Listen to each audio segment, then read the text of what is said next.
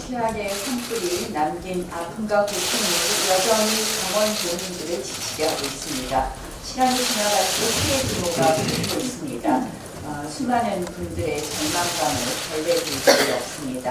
그런데 이런 와중에 영웅들의 헌신적인 이담들이 나옵니다. 아마 국민 모두에서 이런 분의 위로를 느끼셨을 겁니다. 화재 진압에 나서신 소방대원 여러분, 또 국군 장병들, 그리고 내가게를 부탁한 이재민 식사를 준비해 주시는 주민들 모두가 대한민국의 영웅들입니다. 주한미군도 역시 이 화재 진압에 동참했습니다. 소중한 한미의 동맹입니다. 우리 자유한국당도 화재 복구와 피해 보상을 위해서 전폭적인 지원에 나설 겁니다. 이 지원에 있어서 저희 자유한국당의 입장은 이렇습니다. 선예비비 집행 후 추경입니다. 그래서 예비비 집행을 해서 모자라는 부분에 대해서는 추경을 적극적으로 하는 것에 대해서 찬성합니다. 그래서 이러한 선예비비 후 추경 원칙하에서 충분한 지원을 약속드리겠습니다. 지금 정부가 추경에 미세먼지와 이번 산불 피해를 보상하기 위한 추경을 말씀하고 계십니다. 저는 이번 추경에 미세먼지, 포항지진, 산불 추경이 모두 포함되어야 된다고 생각을 합니다. 또한 이러한 추경에는 한마디로 재해 추경입니다. 그래서 추경을 재해 추경만 분리해서 제출을 한다면 이 재해 추경에 대해서는 초스피드로 우리가 심사해서 이 부분에 대해서는 추경안을 통과시키겠다는 말씀을 드립니다.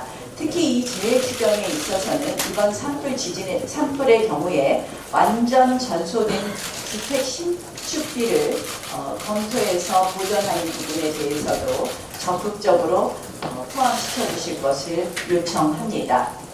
다만 저희가 우려하는 것은 재해 추경을 이유로 하면서 실질적으로는 이 정부가 하고 싶은 세금으로 일자리 만들고 그리고 총천명 추경에만 올인하지 않을까 하는 그런 걱정이 있어서입니다. 따라서 가장 좋은 방법은 재해 추경과 비재해 추경을 분리해서 제출해달라는 것이고 그렇지 않은 경우에는 저희로서는 이 재해 추경이 아닌 나머지 부분에 대해서는 꼼꼼히 살펴보겠다는 말씀을 드립니다. 이 정부 들어서 지난 2년 동안의 추경이 계속해서 편성되었습니다. 그러나 그 추경이 과연 제대로 쓰여졌는지 추경 영수증도 한번 봐야 되겠습니다. 왜냐하면 그동안 일자리 추경 우둔했지만 일자리는 최악입니다. 따라서 은근슬쩍 소득주도 성장, 땜질식 일자리 예산 편성에 대해서는 반대한다는 말씀을 드립니다. 재난 예산을 빌미로 한 내년 총선 추경도 철저히 막겠습니다. 또한 이번 산불과 관련해서 또 한 가지 중요한 것은 원인 규명입니다. 개폐기 노후와 피레기 연결선 단성 등 한국전력 관리 소홀에 따른 인재 가능성이 제기됩니다. 마침 한전이 지난해 배전 설비 정비 예산을 약 4,200억 원 삭감한 것으로 드러났습니다. 문재인 정부의 에너지 수급 정책도 따져봐야 될 것입니다. 그러나 일단은 국가가 책임지고 복구와 보상에 나서야 합니다. 추후 책임 소재를 면밀히 따져서 구상권 청구 등을 검토해야 할 것입니다.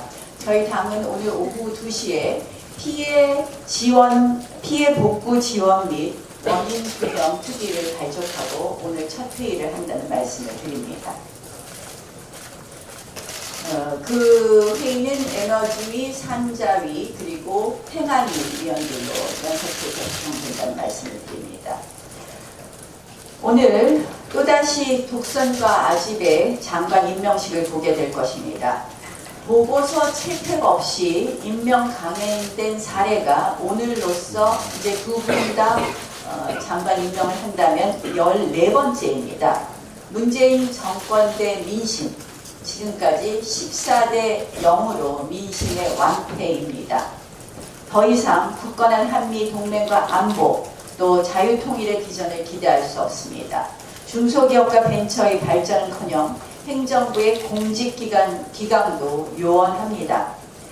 이 4.3 재보궐선거에서 터진 민심 경고 등에도 민의를 묵살하는 것입니다.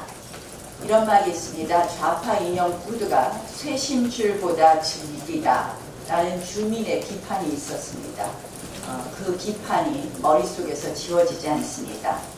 정치 갈등의 가장 큰 주인은 바로 청와대에 있습니다. 국회 무시, 야당 탄압은 의회를 마비시킵니다.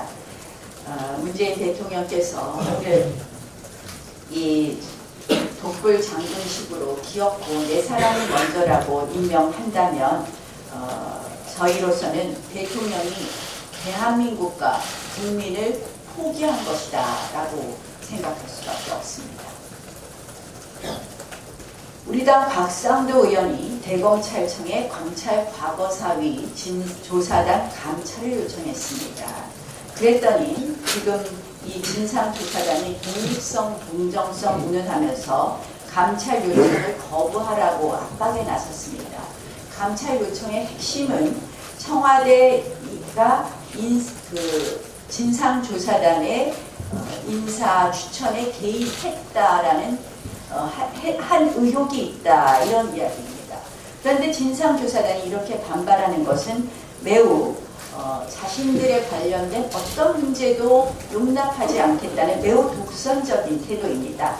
정말 당당하다면 감찰을 받고 의혹을 털어버리면 됩니다. 그런데 이 감찰 거부를 하는 것은 결국 현황조사의 고백 아닌가 이런 생각이 듭니다. 실제 진상조사단으로 활동한 박준영 변호사는 이런 이야기를 페이스북에 남겼습니다. 이익이 되는 사실을 부각하려고 애를 쓰고 반면에 모순을 애써 외면하거나 침묵하는 모습을 보았다라고 고백했습니다. 문재인 정권의 서슬퍼런 칼날이 살아있음에도 조심스럽게 새어나오는 양심의 목소리라고 생각합니다. 청와대 유착관계 의혹 감찰을 거부하겠다는 것은 결국 진상조사단이 청와대 직속 기관을 자처하며 대검찰청보다도 위에 있겠다 그리고 군림하겠다라는 이야기밖에 되지 않습니다.